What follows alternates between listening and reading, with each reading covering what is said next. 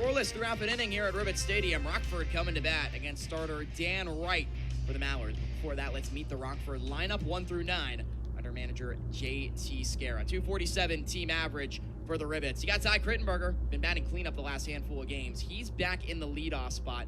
Then newcomer Dustin Allen to the dish, another big lefty bat in this Rockford lineup. Couple of normal guys in Cam McDonald, Brody Harding getting the night off. You can see Nick DeMarco played the 2 games at the Duck Pond, sliding in behind Matthew Mebin. And then Linwoodell, Hawkinson, and Ince, your bottom 3.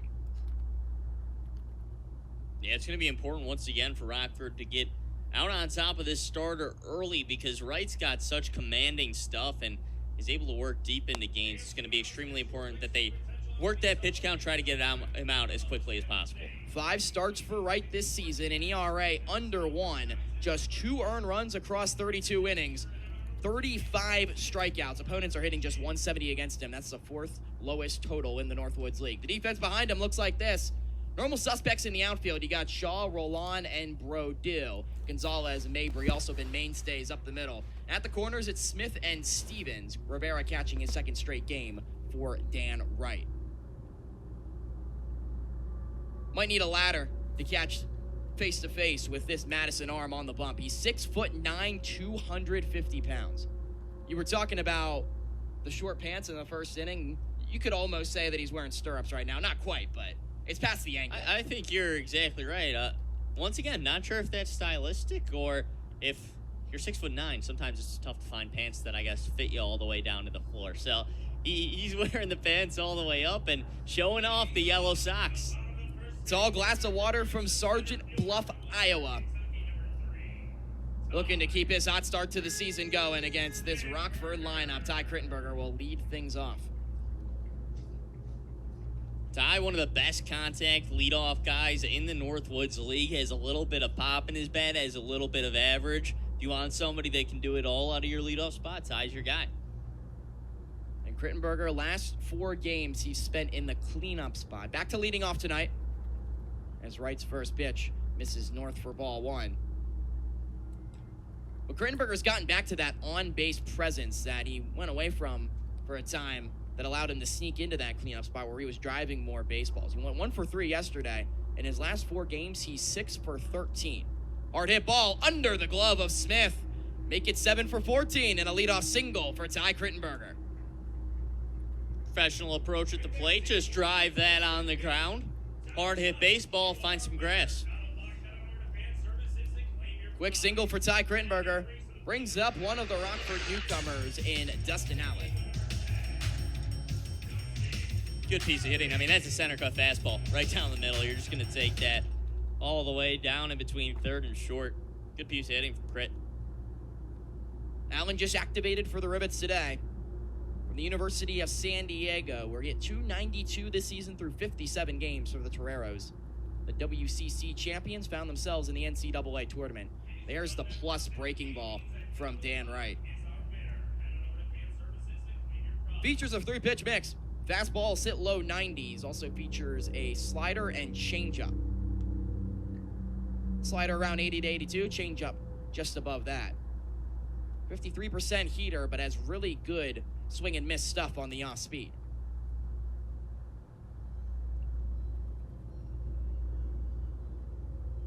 Well, I think the big thing, and you mentioned this to me pregame, Andre, is that Wright features 2 different kinds of sliders that he kind of mixes in between.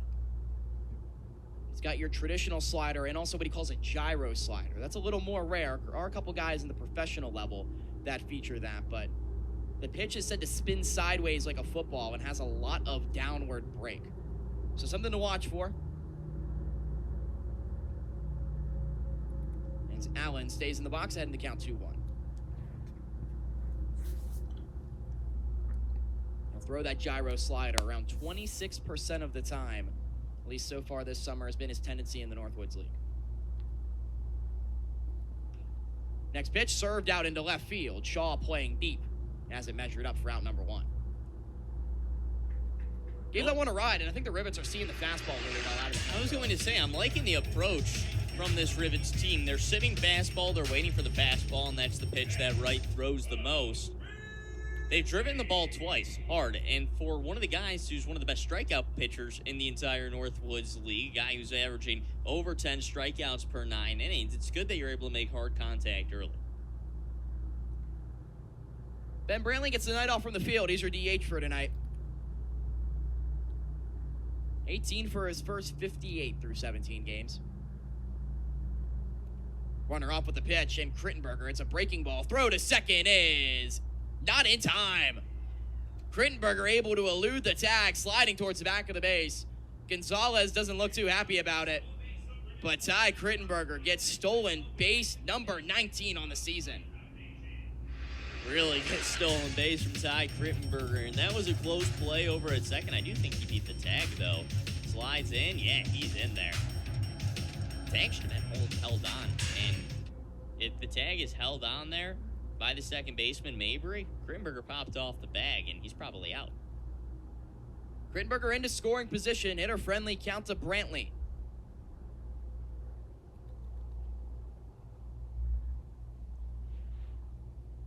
Ben looking to snap out of his first cold stretch in a Rivets uniform. He's 0 for 11 in the series. Time will be called here. Early mound conference for Dan Wright. Not used to pitching with too much traffic on the base paths, but Rockford in a situation early where they can get a much coveted run across against Wright, who has not allowed an earned run in his last 22 1/3 on the mound. I was going to say, this is a huge opportunity here for Rockford, and it might not be an opportunity that they see for the rest of Wright's start, the way he's been throwing the ball so far this season. Middle of your order up, this run has to get across for Rockford. Wright last pitched on Friday, threw 8 shutout innings against the Battle Creek Battlecjacks, threw 100 pitches. Length not a problem for him. Snaps the breaking ball over the outside edge to Brantley. We said Brantley 0 for 11 in the series, but maybe not totally indicative of how he struck the baseball. 3 sharp lineouts to first base in the first 2 games of the set. Also has 3 walks and 3 strikeouts to his name. The 1-1.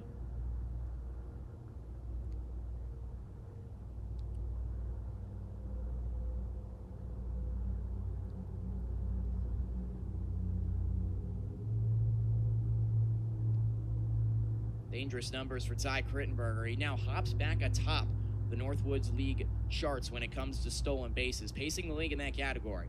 Got Gonzalez keeping him honest over at shortstop. 2-1, line towards center field. Coming in, roll on. He'll make the catch. Again, another hard out for Rockford here in this first inning. They are squaring up the ball right now. They're seeing the fastball, and it's working every single time. Another one just leaks over the plate. Brantley gives it a nice push out in center field. Wind is blowing out to right center tonight. Unable to advance the runner, who stays put in scoring position with 2 outs for Matthew Mebane. Your Northwoods League RBI leader, just 1 for 11 in this series. It was a solo home run the other way back on Tuesday night at the Duck Pond. 6 RBIs in his last 7 games. Hitting .340 this season with runners in scoring position. That number only drops to .321 with 2 outs. Hunting a first pitch fastball. It's past Gonzalez into left field. Crittenberger gets the wave. Here's the throw from Shaw. It's not in time. Cut off by Smith, and Rockford strikes early. The first earned run given up in 23 innings by Dan Wright is an RBI single from your RBI leader. And the Rivets take a 1-0 lead. What else would you expect? Just the Crittenberger get on, the Mebane drive him home. It's been that way all season for Rockford. Strikes again. Crittenberger getting the big wave from third base coach Vinny Tornincasa, and he comes around to score.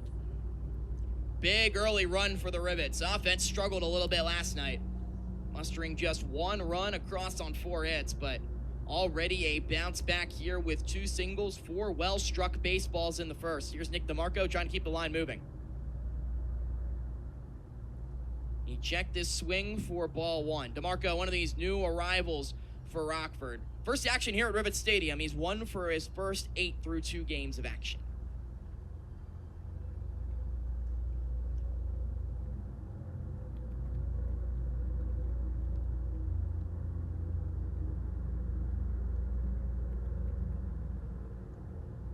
The 1-0 pitch finds his own to even the count to DeMarco. highly heralded two-way player from Notre Dame. He spent his freshman season there. Played sparingly for the Irish, registered just 9 at-bats, went 3 for 9 at the dish. But a former Illinois Gatorade Player of the Year in high school.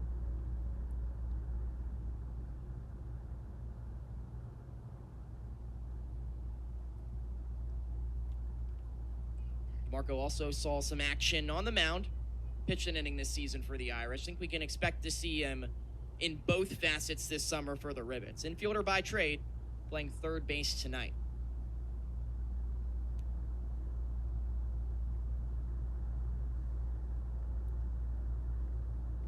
Really good location from right to get the second strike across. Location's been a bit of an issue. He's hanging that fastball over the plate. That's how Ribbits have been able to get their hits tonight. See if he goes back breaking ball here with 2 strikes. Early lead for Rockford here in the first. The 2-2 on the way. Good stop from Rivera. His back pick over to first base. Mebin's back safely. That's something Christian Rivera likes to do a lot. Situation last night where Ribbits had runners on the corners with 1 out. They struck out Dylan Robertson and then back picked over to third base to erase Brody Harding. You're going to see a lot of tendencies here in Rivera's game for that. Yeah, almost gets Mebin there. Mebin was back in plenty of time, though. That maybe not the pitch to throw down on as it bounced in, so Mebin was able to read it well. But if he takes one more step over towards second, he might have had some issues. Runner off with the 3-2 pitch. He went around for strike 3. So DeMarco down on strikes. 1 strikeout in the frame for right side is retired, but the Ribbits strike early. It's who else but Matthew Mebin with the RBI single. 1-0 Rockford through an inning here on the Northwoods League Baseball Network. Scoreless through 1 here at Rivet Stadium. Rockford and Kenosha wrapping up a 2-game set. 2 teams trying to chase down Kalamazoo atop the Great Lakes East. 1-2-3 inning. Either way you slice it in the first. Both starters settling in nicely. 14 pitches for Ricky Castro. He'll now go against the middle third of the Kingfish lineup, starting with Drake Westcott. Westcott, 271 hitter through 20 games. Home run, 16 runs batted in. He'll take a ball 1. Westcott 1 for 3 last night. Had an RBI and a walk. Swinging a hot bat. Hits in his last 3. Went 4 for 7 in the Kingfish's last series against Battle Creek. Really good location from Castro to even the count. You're sensing a common theme here for this Kenosha team who's found themselves near the top of the Great Lakes East standings is everybody's hot on this team. They're hitting the ball extremely well, and it's going to make for a tough day for Ricky Castro on the mound. I mean, he got through the first inning fairly easily, mowing down that lineup, but up and down, you're going to see some tough bats to hit. Castro is in the midst of an 0 for 16 stretch last time these two teams met. Not quite the case here as he's able to hold up for 3-1.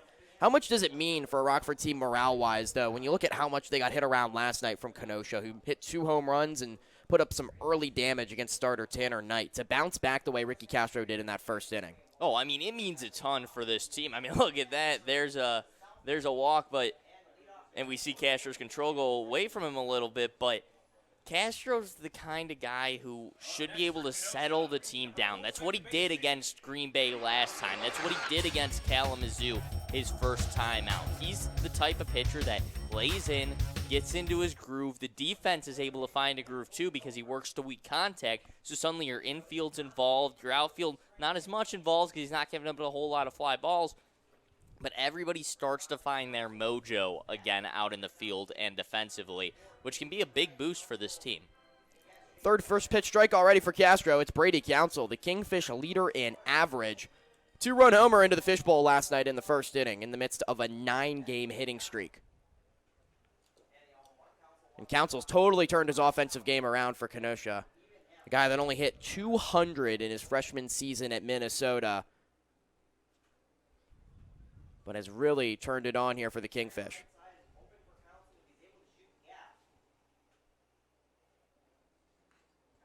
Down to the count here, 1-2. But for Council last night, 2 for 4. That was his 7th multi-hit game. He only had 5 of them all season for the Golden Gophers. I mean, this offensive approach for him is, he's figured out something. He has figured out something. But he is down in the count here, and this is going to be a big double play opportunity for Castro. Council's hit a lot in the air this season, but Castro good at keeping the ball low in the zone. That time saws his bat, but it'll drift foul. Mebane trying to play the baseball, also trying to get out of the way. That bat had eyes for him. That's a scary situation over there. Maybe for the bat. Think so. Stays 1-2 to Brady Council. We'll have to get some fresh lumber.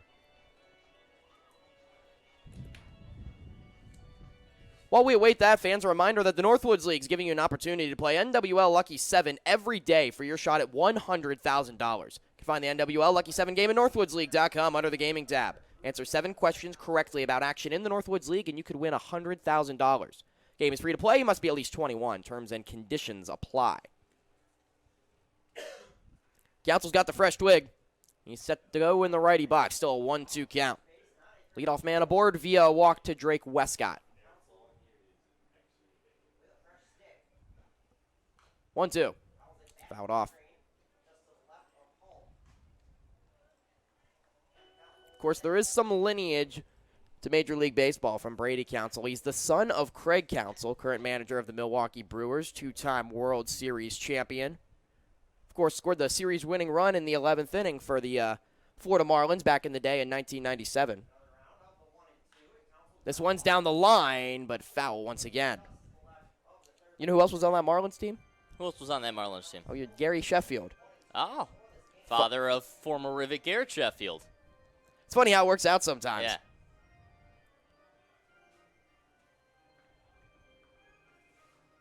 Council was in the Northwoods League last summer, played for the Wilmer Stingers, where he hit a $153 and 150 at-bats. So it shows you it's not just Northwoods League pitching for Council. He really has figured out his offensive approach.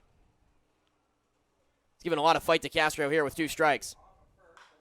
Line shot at Robertson. He's been busy early. Throws to second for 1. Hardings relays in time. 4-6-3 double play. That's become regularity for this Rockford infield. Doesn't matter who's up the middle. It's looked smooth. It has looked smooth. I mean, look at that transfer from Brody Harding. A nice play by Robertson is usually over there at third base. That's just solid all around from this Rockford defense. Erases the leadoff walk. Bases are empty for 2 outs for Anthony Mangano. And this defense has really buckled down since Brody Harding's taken over at second or short. Once he's up the middle infield, I mean, that entire side is nearly just erased with his good defense. Another ground ball to Robertson. It's his 4th already, making it look easy over at second base. Side is retired. In order again for Ricky Castro. Scoreless through an inning and a half here on the Northwoods League Baseball Network.